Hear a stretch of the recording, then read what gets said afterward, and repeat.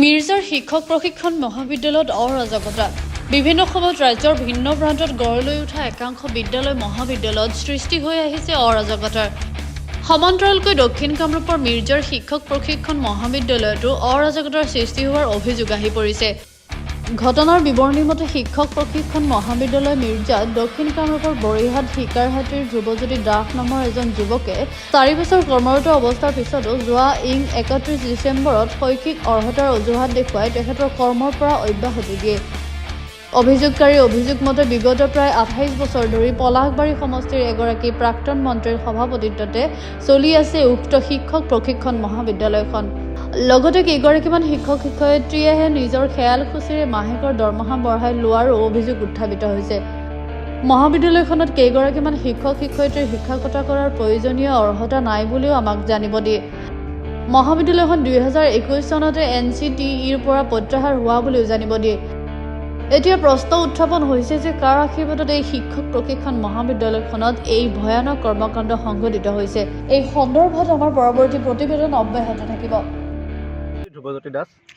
এই শিক্ষক প্ৰশিক্ষণ মহাবিদ্যালয়ত তুমি কিমান বছৰ পৰা কাম কৰি আছিলা? মই এইখন শিক্ষক প্ৰশিক্ষণ মহাবিদ্যালয়খনত মই 2020 ছেপ্টেম্বৰ মাহৰ পৰা কাম কৰিছিলোঁ।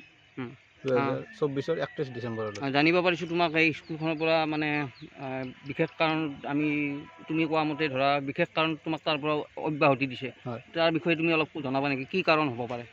হয়, মোক 31 তাৰিখে কলেজখনৰ পৰা ৰিলিজ কৰিছে। তেখেতে ৰিলিজ লেটাৰখনৰ মতে মই আনকুৱালিফাইড বুলি তেখেতে ক'লে দিছে। আনকুৱালিফাইড মানে কোনখিনি, মানে যিটো পষ্টৰ কাৰণে যিখিনি মই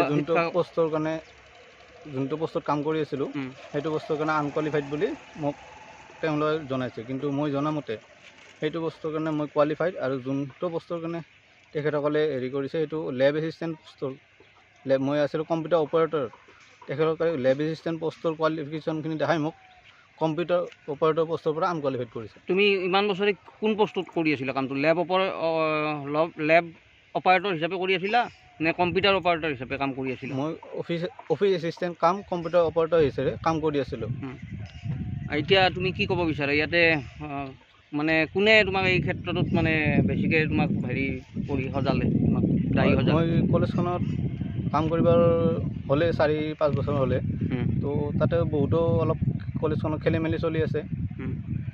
এই যোৱা 2 মাহমানৰ পৰা নিজৰ চেলাৰী নিজে বঢ়াই লৈছে কেইজনমান শিক্ষকে। তো আৰু এখন কলেজত 28 বছৰৰ পৰা প্ৰেছিডেণ্ট এজনে হৈ আছে, যতীন মালিক। তেখেতে একেৰাহে 28 বছৰৰ পৰা তেখেতে প্ৰেছিডেণ্ট হৈ আছে। মই জানিব বিচাৰোঁ এজন প্ৰেছিডেণ্ট 28 বছৰ কেনেকৈ এজন মানুহ 28 বছৰ কেনেকৈ প্ৰেছিডেণ্ট হ'ব পাৰে কলেজ এখনত? তুমি জনাত এই কলেজখনৰ গোটেই যিখিনি শিক্ষকৰ যিখিনি শৈক্ষিক অৰ্হতা থাকিব লাগে, সকলোৰে সেই শৈক্ষিক অৰ্হতাখিনি থকা বুলি তুমি অনুভৱ কৰা নে? মই এই জনাত সকলোৱে এইখন কলেজত অৰ্হতাটো নাই। যোনখিনি শৈক্ষিক অৰ্হতা লাগে কলেজ এখনত, BEd কলেজ এখনত, এইটো তাৰ মই জনাত 3জন নাই। তুমি নাম প্ৰকাশ কৰিব পাৰিবা নেকি এই ক্ষেত্ৰত? হয়, নাম প্ৰকাশ কৰিব পাৰিম। তেখেত আছে মানৱ চৌধুৰী, ভবিতা কাকতি। এই দুজনটো তেখেতৰ একদম অৰ্হতা নাই শিক্ষকৰ। তেওঁলোকে শিক্ষকতা কৰি আছে ইয়াতে? তেওঁলোকে শিক্ষকতা কৰি আছে। তেওঁলোকৰ কোনো নটিচ অহা নাই এতিয়ালৈকে? তেওঁলোকে অব্যাহতি নটিচ কোনো ধৰণৰ নাই, অব্যাহতি নটিচ মোকো দিয়া নাছিল। মই 31 তাৰিখে মই অহাৰ পিছত মই যেতিয়া কলেজৰ কামখিনি কৰি যেতিয়া ঘৰলৈ যাব ওলাম তেতিয়াহে মোক ৰিলিজ লেটাৰখন প্ৰদান কৰিছে। ইয়াৰে প্ৰিন্সিপালগৰাকীৰ নাম কি হয় কলেজ?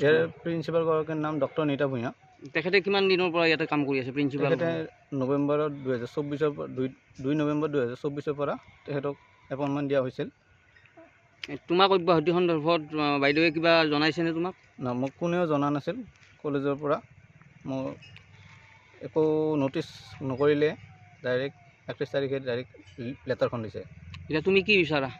মই বিচাৰোঁ যে এইটো কেনেকৈ মই ইয়াতে যে আনকুৱালিফাইড বুলি মোক ধৰি কিনে মোক ৰিলিজ যে কৰিছে, সেইটো মই জানিব বিচাৰিছোঁ। আৰু এইটো জানিব বিচাৰিছোঁ যে প্ৰেছিডেণ্ট